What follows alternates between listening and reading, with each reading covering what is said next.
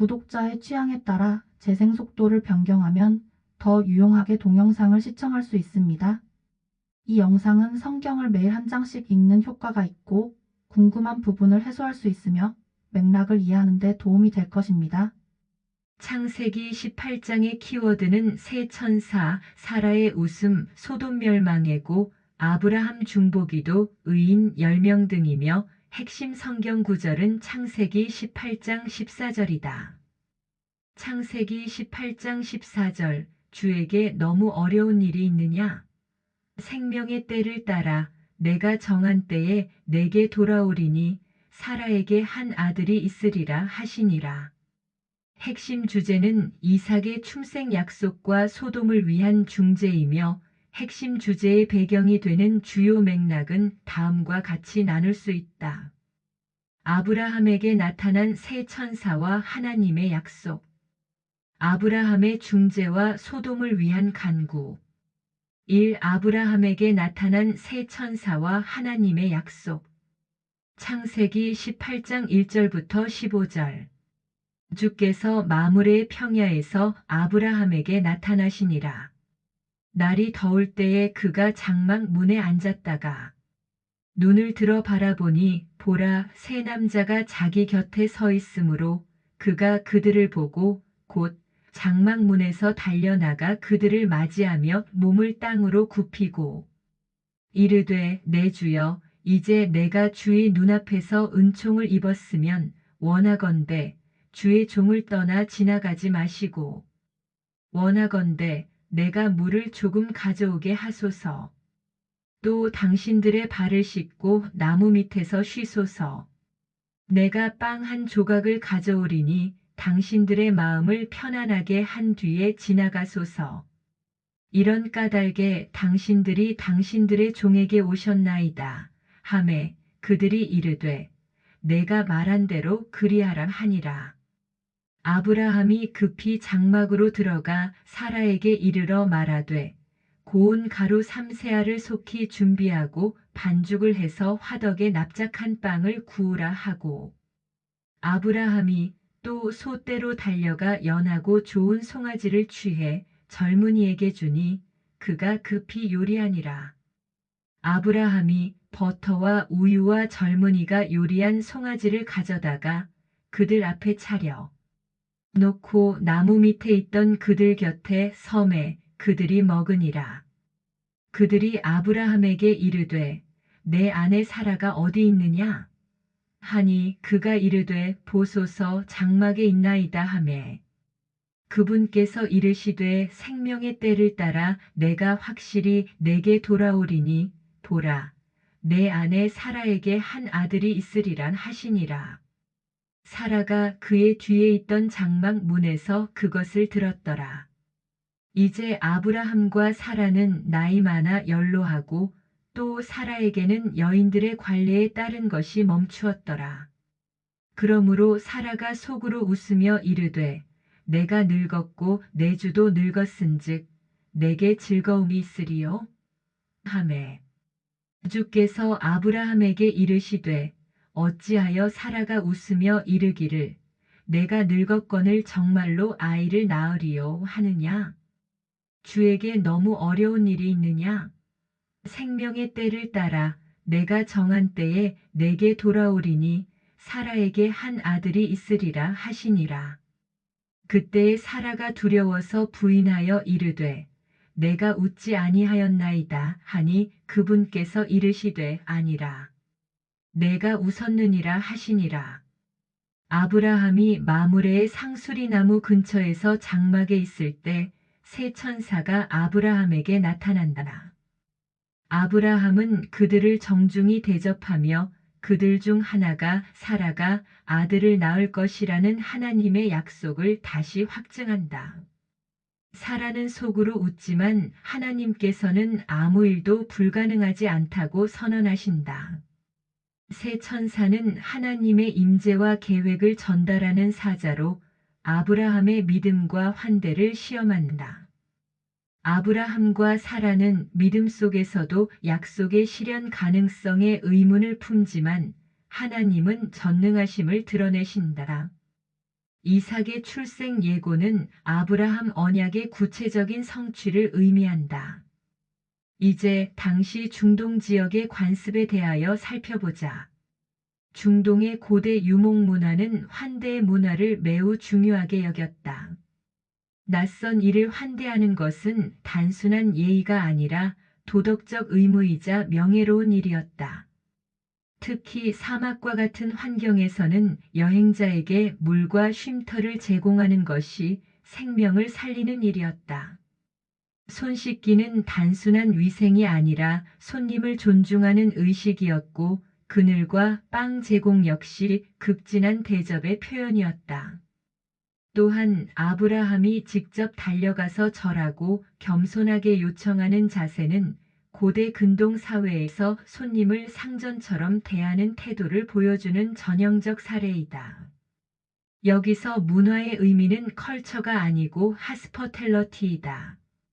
컬처는 언어, 의복, 음식, 종교 가치관 등 사회의 총체적 생활 양식을 뜻하며, 하스퍼텔러티는 고대 중동 사회의 윤리신앙적 책임까지 포함하는 개념을 넘어서 신적 존재를 맞이하는 경건한 자세까지 포함한다. 즉, 하스퍼텔러티는 단순한 문화 이상의 도덕적이고 신앙적인 행위로 이해하면 된다. 본문의 1절부터 5절은 당시 중동에서 일반적이었던 손님 접대의 의무와 명예를 충실히 이행한 장면이다. 다음으로 아브라함의 행동의 배경에 대하여 살펴보자. 아브라함은 이미 창세기 17장에서 하나님과 언약을 맺은 자로서 하나님과의 깊은 교제를 경험한 이후였다. 이 장면은 인간의 눈에는 세 사람이지만 아브라함은 본능적으로 이들이 단순한 사람이 아님을 감지한 것으로 보인다. 3절에서 마이 로드라는 단수형을 사용한 것에 유의하자. 그러므로 이 세 사람을 단순한 여행객이 아닌 전능자 하나님으로 보였을 것이다. 고대 유목민에게 낯선 이의 방문은 신의 시험이나 신의 방문일 수 있음을 의미하기도 했다. 끝으로 아브라함 행동의 신학적 시사점을 살펴보자. 이 장면은 하나님께서 인간의 형상으로 나타나신 것으로 해석된다. 신약적 관점에서는 이 장면을 삼위일체의 예표로 보기도 하는데, 그 이유는 다음과 같다. 세 사람이 등장하는데 중심 대화는 한 분 하나님과 진행된다. 아브라함이 단수형인 주님으로 경배한다. 하나님의 삼위, 성부, 성자, 성령의 공동 존재와 사역을 상징적으로 보여주는 장면으로 해석한다. 아브라함의 환대는 히브리서 13장 2절에서도 언급된다. 히브리서 13장 2절, 나그네 대접하기를 잊지 말라. 이로써 어떤 자들이 알지 못하는 가운데 천사들을 대접하였느니라. 이것은 사람을 향한 태도가 곧 하나님을 향한 태도임을 보여준다. 우리는 본문의 아브라함의 행동을 통하여 자신의 성찰이 필요하다. 1. 하나님을 대하듯 사람을 대하라. 아브라함은 사람을 환대했는데 결과는 하나님과 두 천사를 환대한 결과가 되었다.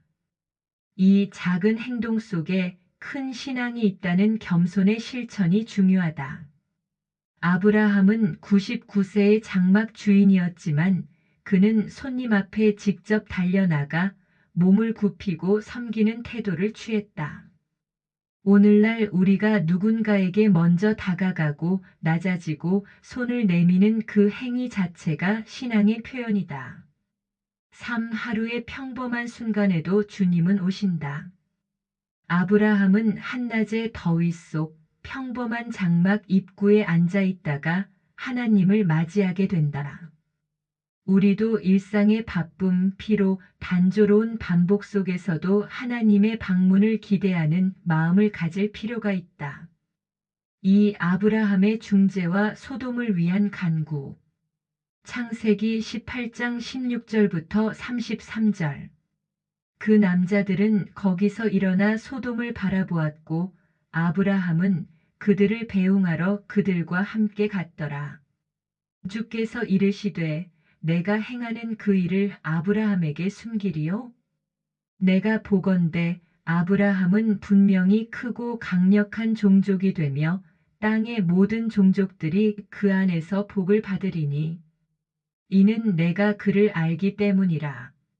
그가 자기 자녀들과 자기 뒤에 있을 자기 집안 사람들에게 명령할 터인즉 그들이 주의 길을 지켜 정의와 공의를 행하리니 이로써 주가 아브라함에 관하여 말한 것을 친히 그에게 이루리라 하시고 주께서 또 이르시되 소돔과 고모라에 대한 부르짖음이 크고 그들의 죄가 심히 중하므로 내가 이제 내려가서 그들이 행한 바가 내게 이른 그곳의 부르짖음과 전적으로 같은지 살펴보고 그렇지 않으면 그렇지 않은 것을 알리라 하시니라. 그 남자들은 거기서 얼굴을 돌려 소돔을 향해 갔으나 아브라함은 여전히 주 앞에 서 있더라. 아브라함이 가까이 나아가 아뢰되 주께서 의로운 자들을 사악한 자들과 함께 멸하려 하시나이까. 그 도시 안에 50명의 의로운 자들이 있을지라도 주께서 그곳을 멸하시고 그 안에 있는 50명의 의로운 자들로 인하여 용서하지 아니하시려나이까. 주께서 이런 식으로 행하여 의로운 자들을 사악한 자들과 함께 죽이시는 것은 결코 있을 수 없으며 의로운 자들을 사악한 자들처럼 여기시는 것도 결코 있을 수 없나이다. 온 땅의 심판자께서 의롭게 행하여야 하지 아니하리이까? 하매 주께서 이르시되 내가 만일 소돔에서 즉 그 도시 안에서 50명의 의로운 자들을 찾으면 그들로 인하여 온 지역을 용서하리란 하시니라. 아브라함이 응답하여 이르되 이제 보소서 티끌과 재 같은 내가 감히 주께 아뢰나이다. 50명의 의로운 자들 중에 5명이 부족하면 5명이 부족하므로 주께서 그 온 도시를 멸하려 하시나이까? 하니 그분께서 이르시되 내가 거기서 45명을 찾으면 그곳을 멸하지 아니하리라 하시니라. 아브라함이 또 그분께 아뢰어 이르되 거기서 40명을 찾으면 어찌 하시려나이까? 하니 그분께서 이르시되 내가 40명으로 인하여 그곳을 멸하지 아니하리라 하시니라. 아브라함이 그분께 이르되 오 주께서는 노하지 마시옵소서 내가 아뢰오리이다. 거기서 30명을 찾으면 어찌 하시려나이까? 하니 그분께서 이르시되 내가 거기서 30명을 찾으면 그 일을 하지 아니하리라 하시니라. 아브라함이 또 이르되 이제 보소서 내가 감히 주께 아뢰나이다. 거기서 20명을 찾으면 어찌 하시려나이까? 하니 그분께서 이르시되 내가 20명으로 인하여 그곳을 멸하지 아니하리라 하시니라. 아브라함이 또 이르되 오 주께서는 노하지 마시옵소서. 내가 이번만 더 아뢰오리이다. 거기서 10명을 찾으면 어찌 하시려나이까? 하니 그분께서 이르시되 내가 10명으로 인하여 그곳을 멸하지 아니하리라 하시니라. 주께서 아브라함에게 말씀하기를 마치고 즉시 자신의 길로 가시니 아브라함도 자기 처소로 돌아갔더라. 새 천사가 소돔을 향해 떠날 때 하나님께서는 아브라함에게 소돔과 고모라의 멸망 계획을 알려주신다. 아브라함은 의인 50명에서 10명까지 줄이며 소돔을 위해 중보 기도를 드린다. 하나님께서는 죄를 심판하시지만 의인을 구원하려는 자비로움을 갖고 계신다. 아브라함은 하나님의 정의에 도전하지 않으면서도 의인의 구원을 위해 담대히 간구한다. 중보 기도는 하나님의 은혜를 신뢰하며 믿음으로 다른 이들의 구원을 간구하는 행동이다. 에스겔 22장 30절은 중보할 자를 찾으시는 하나님의 은혜를 확인할 수 있다. 에스겔 22장 30절 그 땅을 위해 내 앞에서 울타리를 세우며 무너진 곳에 서서 나로 하여금 그것을 멸하지 못하게 할 사람을 내가 그들 가운데서 찾았으나 아무도 찾지 못하였노라. 창세기 18장 16절부터 33절에서 아브라함과 하나님의 대화는 매우 인상적이며 특별하다. 하나님과 인간 사이의 대화 중에서 이런 대화는 딱 한 번일 것이다. 그야말로 아들이 아빠를 설득하고 떼를 쓰는 듯하다. 이 대화를 우리는 어떻게 받아들여야 할까? 창세기 18장 16절에서 33절은 인간과 하나님 사이의 대화 중에서 가장 인간적인 동시에 가장 신비로운 장면일 것이다. 이 대화 속에는 신학, 인간의 본성, 중보자의 역할, 그리고 하나님의 마음까지 모두 담겨 있다고 보아야 할 것이다. 아브라함과 하나님의 이 대화를 어떻게 받아들여야 할지를 세 가지 관점에서 살펴보자. 1. 하나님은 대화를 원하시는 분이다. 즉, 하나님은 아브라함과의 관계를 유지하시는 듯하다. 이 장면은 하나님께서 소돔의 죄를 심판하시기 직전에 아브라함에게 먼저 말을 걸고 의논하시는 모습으로 관측된다. 내가 하려는 일을 아브라함에게 숨기겠느냐? 라는 표현을 창조주와 피조물의 대화로 볼 수 있을까? 이는 하나님이 인간을 단순한 피조물이나 종으로 대하지 않으시고 친구이자 언약의 동반자의 관계로 이어가는 듯하다. 또한 이에 응답하는 아브라함은 거침없이 반복적으로 협상하듯 요청한다.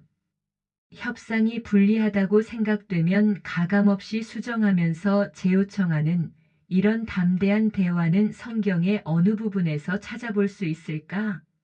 그야말로 사랑과 신뢰의 관계 없이는 불가능할 것이다. 야고보서 2장 23절을 보자. 아브라함은 하나님의 벗이라 칭함을 받았느니라. 아브라함의 하나님, 이삭의 하나님, 야곱의 하나님, 그리고 나의 하나님이라면 나 또한 하나님과 이런 대화로 하나님께 밀착할 수 있어야 할 것이다. 2. 아브라함은 중보자의 자리로 나아간다. 아브라함은 자신의 가족인 롯을 위해 직접적으로 말하지 않고 도시 전체의 의인을 이유로 호소한다. 이는 단순한 애원이 아니라 의에 대한 간청으로 보아야 할 것이다. 숫자를 줄여가면서 간청하는 모습은 의인이 많고 적음이 문제가 아니라 의인의 존재 여부를 가지고 하나님의 뜻을 돌려보고자 하는 의도일 것이다. 이 대화는 훗날 모세, 사무엘, 예레미야, 예수님, 바울이 서게 되는 중보자의 자리에서 아브라함이 최초로 서게 되는 중보자의 시작점이 되는 장면이다.